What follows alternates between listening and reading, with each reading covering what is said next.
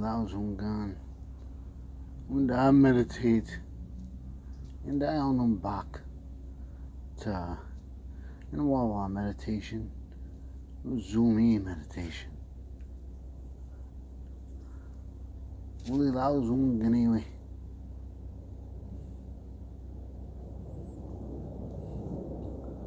So, dreaming. I dream. No meditation. No. I'm not meditating. We're humans, we dream.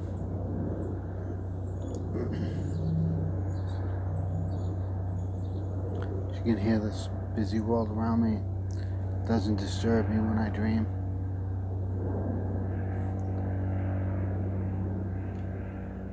You know, people call meditation, they call it meditation, they call it these things. And I studied all these things, and though I stand against them, they're not ours. They're not for our people. And yeah, I studied them and I did them. I had no, other than my grandmother and the stories that I could get, there was no, we were passing as white. So I was only hidden behind closed doors and in private woods where we did indigenous stuff. We went to places and things, but nobody was allowed to know, and you weren't allowed to talk about it. The white men in the family were totally anti. They just wanted to be married to an Indian girl. That was it. It was the fetish. And they abused them.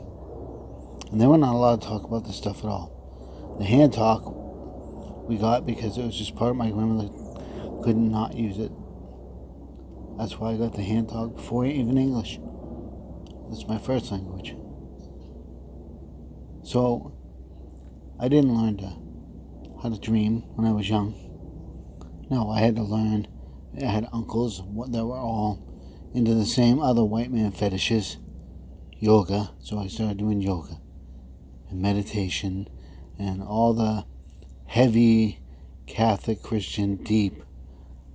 There was deep prayer books, meditation books from saints and different people, and that was all prevalent in the open, out in the open. And so I had to learn all that stuff. I learned, and then because I was spiritually inclined, I had to go. I went into all of it, and I learned, the Tao, and got involved with the Tao, and then of course, everybody was doing Buddhism and learning Buddhism, and I learned it. And you say Buddhist, and that's just, it's so, obviously a blanket statement. There are so many kinds of Buddhism. There's so many ways to meditate, and not just Buddhist. And that's from that area. That's not ours. So when you start to do these things, you start to meditate and do their yoga and do their other. You are not dreaming. You're not doing what a natural human does. You're doing a program of hierarchy. Look, I can get into the semantics of Buddhism, and I will at some point, because it is not good. Not as I see it. And Christianity is so not good on prima facie, we can get into that though. But it is poison. These things are poison, and they're used as such. And we'll get into the specifics of that later. But dreaming, no one talks about it, and it's belittled. So, and I can tell you a couple things about this. There's different ways to do it and different kinds. But certainly, with your eyes open, seeing the real world around you, being in touch with the real world, and not just shrinking into yourself and going onto this programmed thing that you go through. Because they're programming you. And that's just Asian programming adapted to the Western mind. And it's not theirs. The colonizers think they can pick up everything and eat everything they see and touch everything they see And it just makes you sick. It's not right. So, they meditate with their eyes closed. Most people meditate with their eyes closed. And all you're going to get is what's in your head. You're going to get confusion. You're going to get the programming that they gave you. And they talk about, well, even that reference in the head. They don't know. You shouldn't go with these systems. These systems are toxic. They start talking about everything's in the head, the heart, they assimilate you. You think you're being clever and helpful when you start trying to teach people things. And you use the nomenclature of electricity. You start saying positive and negatives attract, and you start talking about electricity and how it flows and energy. And now people think they're machines. They don't know the difference between living and machine. They think their bodies are machines. They think their minds are computers. They think their heart is just a pump. They think that their nervous system is all electrical activity. And you start equating these things with machines in a living world, and you destroy it. You're you're mechanizing your whole view of the world, which gets down to other things like I started practicing. Well, I was raised doing things like traveling in the spirit, leaving the body, wandering that way. Taught about divination and how to read signs and read tea leaves, read bones, read the patterns of birds in the sky. And these things seemed like fanciful things. As I got older, I thought, people belittled them. But then, as I got wiser, I began to realize that the truth and understanding the signs when birds are talking and what they're saying. When they're talking about there's something to eat over here or drink over here, or when they're talking about there's something dangerous moving, those are signs. Those are the real thing. Reading the clouds. I was taught to try to read the clouds, to look at the clouds, and then I'd find signs in them, and then, so you think, oh, maybe they're talking about, I'm going to do divination and future reading, and you are divining, because when you learn to read the clouds, you understand the weather, and you'll know the weather for days in advance, easily. Anytime you look around, you'll know 3 days forthcoming in the weather. And then much longer, if you pay attention, you'll know further out. Not only will you know the weather, but you'll know the lay of the land by the way the clouds behave. So you can predict what's out in front of you as you travel. So, and my grandmother told me about the clouds. And I saw, recently, she told me some things that I just saw recently and couldn't believe that I had seen those. And I'm not going to talk about it because it's personal. And I'll share it with some people, but not broadly. Comes down to this too.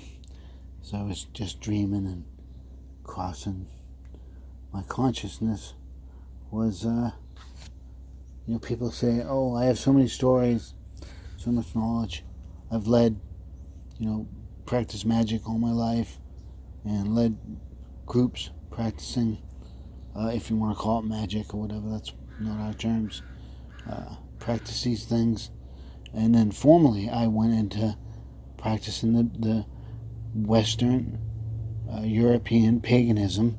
I have European roots. I'm a victim of rape and murder and war, just like everybody else in the Aboriginal nations, the original peoples of Turtle Island. So I have all this in me as well. And so I realized these people, if they need to heal, I realized young. And I had no... a lot of the indigenous stuff that was shown, I only saw through television and news, and most of them looked like freaks trying to make money.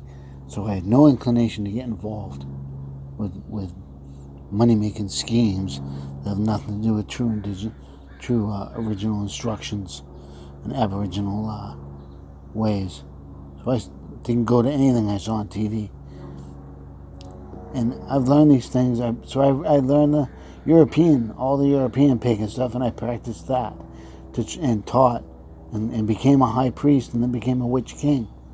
The father of the Western Gates, every Alexandrian in the Pacific Northwest, from Canada to California to Idaho, I trained or came directly under groups that spawned off of mine.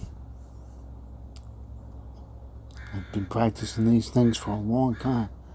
I have a good comprehension of how things go, how they work, and what it's for, and what it does. And I practice that because I realized the only way to fix humanity is to get them back to the original instructions, their roots. And the Europeans, it's paganism, it's witchcraft, and not this modern stuff has been contaminated, and I've seen where the contamination lies. That was, in fact, why I left. One of the main reasons I left is I know where the contamination, one of the major contaminations got inserted into the modern pagan Wicca witchcraft movement. And I know what's wrong with it. I got it down. I've studied all these religions. I served Mass with 2 archbishops.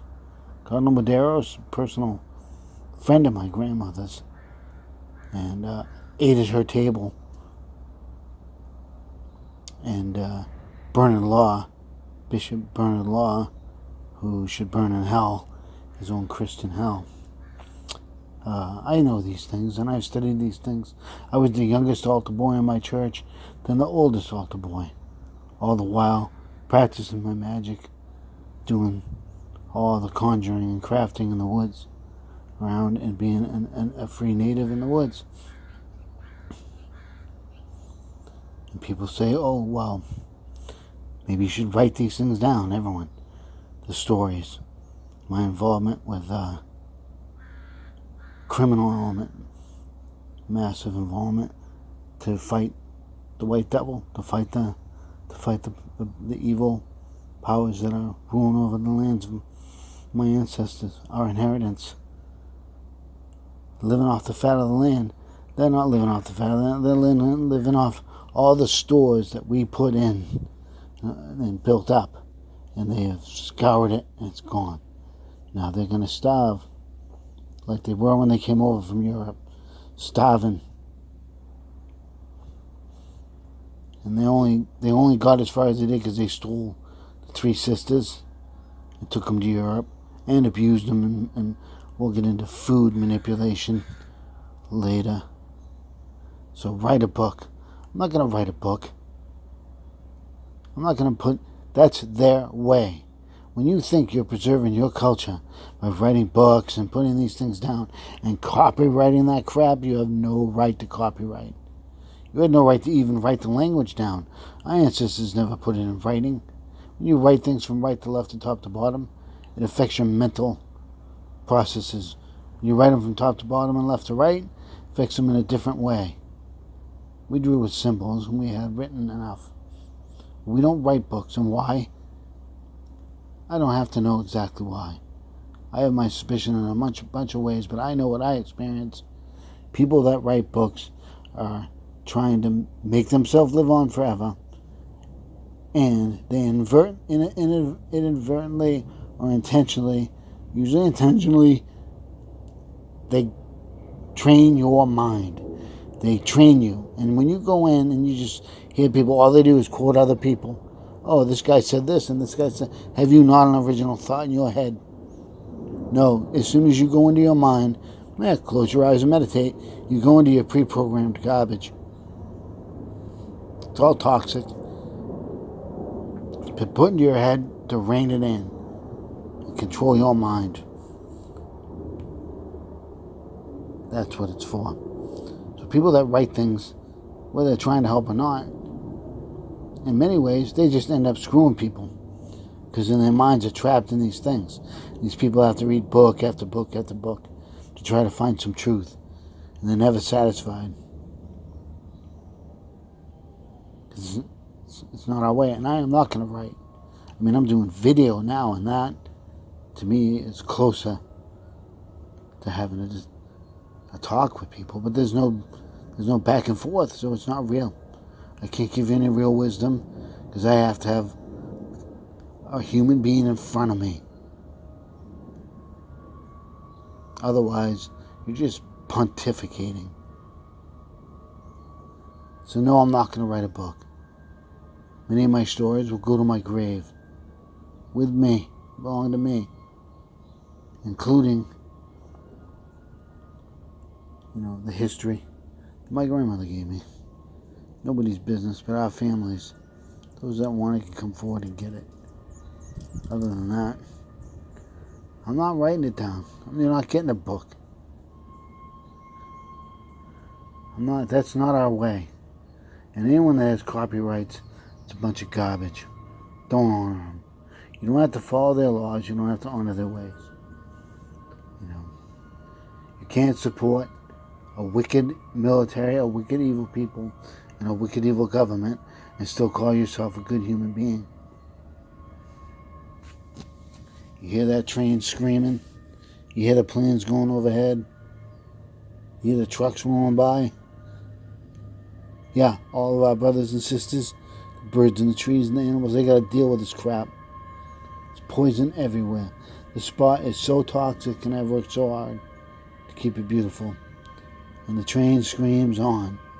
And I'm going to sign off with the sound of a train screaming over natural human, over nature, over reality.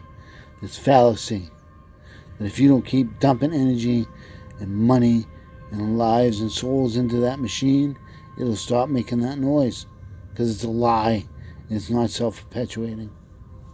It is a lie. Like just about everything they have, just about everything they've ever written has been proven to be false, or is deliberately false, or is fiction. So, you think there's wisdom in those books and power and knowledge is power? Yeah, it is power over you.